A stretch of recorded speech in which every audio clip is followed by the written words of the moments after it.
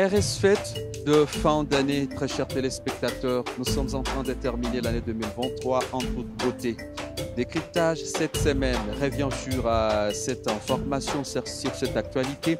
Il s'agit de l'arrivée du premier contingent de troupes de la SADC qui viennent dans le cadre offensif permettre à la République démocratique du Congo de mettre fin à toutes ces guerres injustes dont elle est victime. Et pour parler de cet événement qui s'est déroulé à Goma, où le premier contingent est arrivé depuis le 27 décembre 2023, nous allons en parler avec Monsieur Mouyango Lazare. Mais avant juste de commencer avec notre mission, je vous invite juste à vous abonner et on se retrouve juste après ça.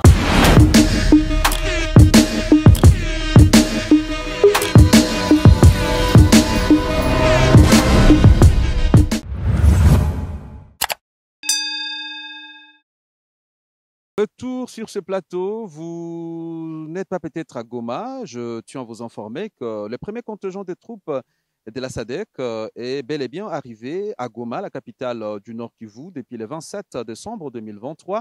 Ce contingent a atterri via l'aéroport international de Goma. En image, je vous invite de voir ces troupes et après, on va juste commencer.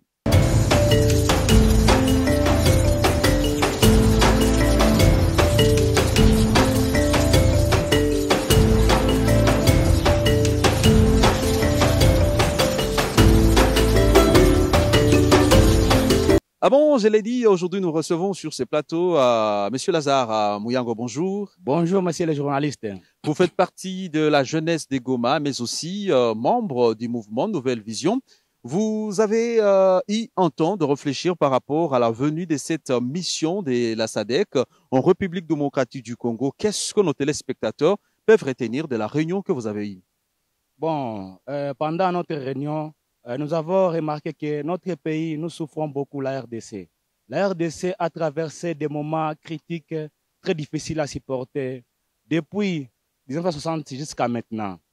Et nous souffrons toujours par des guerres incessantes, par des troubles, par l'insécurité, par des déplacés internes. Nous devons mettre fin ensemble.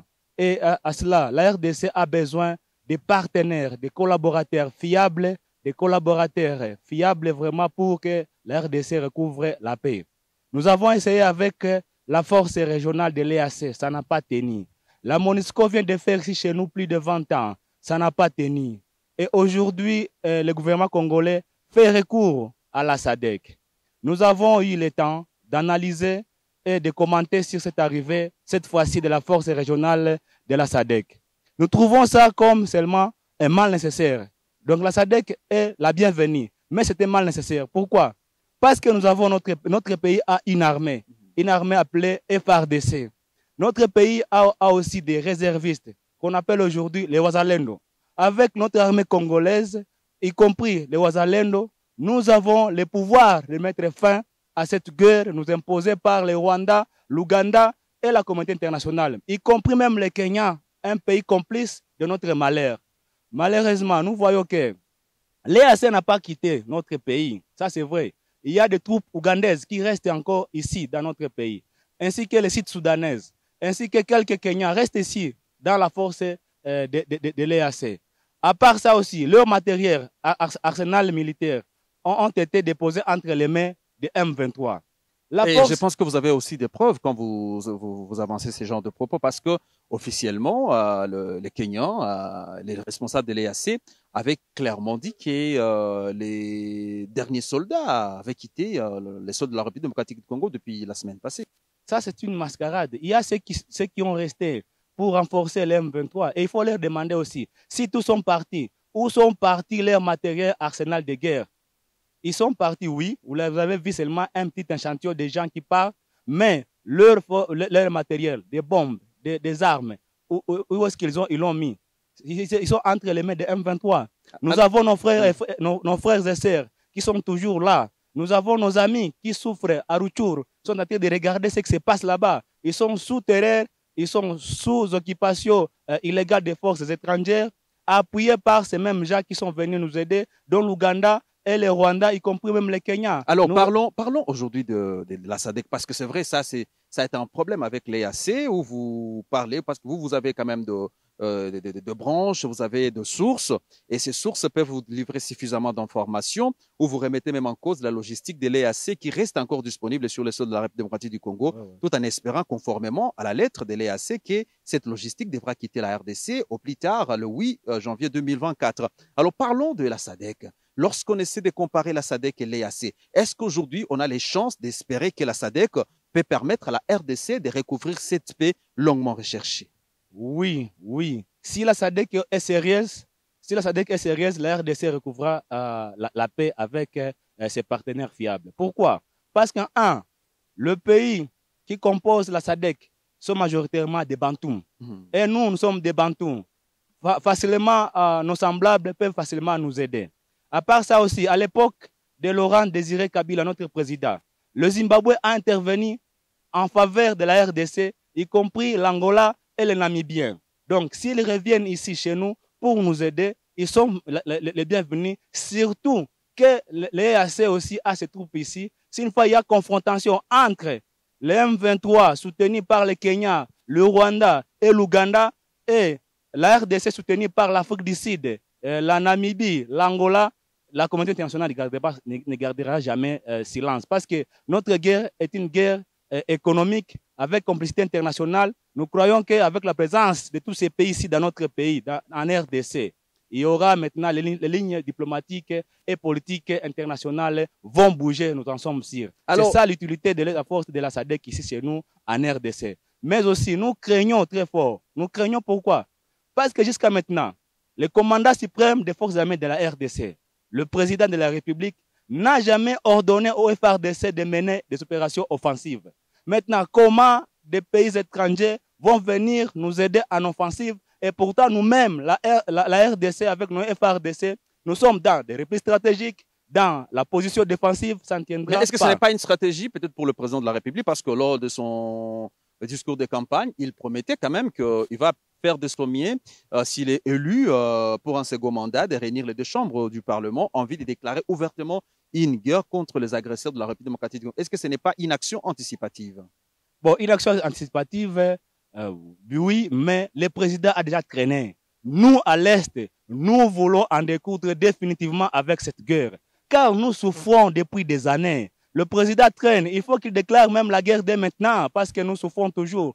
La solution à l'Est de la RDC ne se finira jamais par de la voie diplomatique, jamais par des dialogues, mais c'est par la guerre. Donc le président doit déclarer la guerre. Bon, nous faisons confiance à notre président, si une fois il est réélu, parce qu'il vient de nous montrer la première promesse qu'il vient de réaliser. Il vient de libérer notre confrère, par exemple, notre confrère Delcat Dengo vient de quitter la prison. Nous croyons que les promesses tenues dès maintenant sera réalisées, que le président aussi change la façon de gérer ces pays. Partenariat, ça n'ira jamais. Il faut qu'il s'assume, il faut ce qu'ils disent, qu'ils le mettent en pratique pour que nous recouvrions notre liberté, notre paix que nous sommes en train de chercher à ce moment-ci. Alors, le temps, c'est de l'argent parce que les téléspectateurs qui nous regardent à travers le monde ont bien sûr des choses à faire. Comme vous avez également des choses à faire. Vous remettez en cause la participation de la Tanzanie, si du moins elle était invitée dans le cadre de la SADC. Pourquoi? Ah, la Tanzanie, vous voyez, à Pretoria, Mme Samia Suluhu Hassan, la présidente de la République unie de la Tanzanie, avait bien dit que l'EAC et la SADC ne viendront jamais en RDC pour combattre les M23. C'était à Pretoria. Maintenant, pourquoi faire confiance à un pays où sa présidente a déjà donné sa position par rapport à notre souffrance, à notre malheur? À part ça aussi, avant même que la présidente entre au pouvoir, il a prononcé un discours que la RDC est un terrain où il faut faire des marchandises. Donc, tous les pays convoitent notre pays, la RDC. Maintenant, Madame Samia Suluhu est venue ici. Donc, sa vision, c'est seulement pour l'économie de son pays, mais pas pour nous amener la paix, parce que la guerre en RDC profite beaucoup à la Tanzanie et aux pays de l'Est Africa Community. Et la Madame Samia Suluhu, la Tanzanie n'est pas la bienvenue ici chez nous en RDC dans la force régionale MAD SADC. Alors, pour terminer directement, qu'est-ce que la République démocratique du Congo doit faire pour tirer bénéfice de cette intervention offensive de force de la SADC. Ne laisse jamais la force de SADC seule en électro libre comme c'était le cas avec l'EAC. Le FRDC aussi doivent participer dans la force régionale de la SADC. Parce qu'avec l'EAC, c'est l'EAC seul qui était sur terrain sans le FRDC. Le président de la République doit ordonner l'offensive de FRDC contre les M23. À part ça aussi, le gouvernement congolais doit soutenir nos Ouazalendo, car ce sont eux qui ont défendu notre pays depuis des années. Sans les Ouazalendo, ce pays serait déjà parti, ce pays serait déjà balkanisé. C'est pourquoi nous disons à notre président, au commandant suprême et au peuple congolais d'être toujours vigilants, accompagnons nos forces armées et nous accueillons la SADC, la force régionale de la SADC, mais sans la Tanzanie. Et donc la SADC, c'est enfin la solution ultime à l'insécurité dans l'est de la RDC. Bon, nous ne dirons pas que la SADC, c'est la solution ultime à notre sécurité. Ce sont les peuples, ce sont nous, les Congolais, nous sommes solution à notre problème. Seulement, ce sont nos amis qui viennent nous aider pour nous en sortir. Donc la SADC n'est pas la solution, mais la solution, c'est nous, les Congolais. Mais nous avons besoin de partenaires fiables pour en découdre définitivement avec cette guerre qui nous est imposée injustement.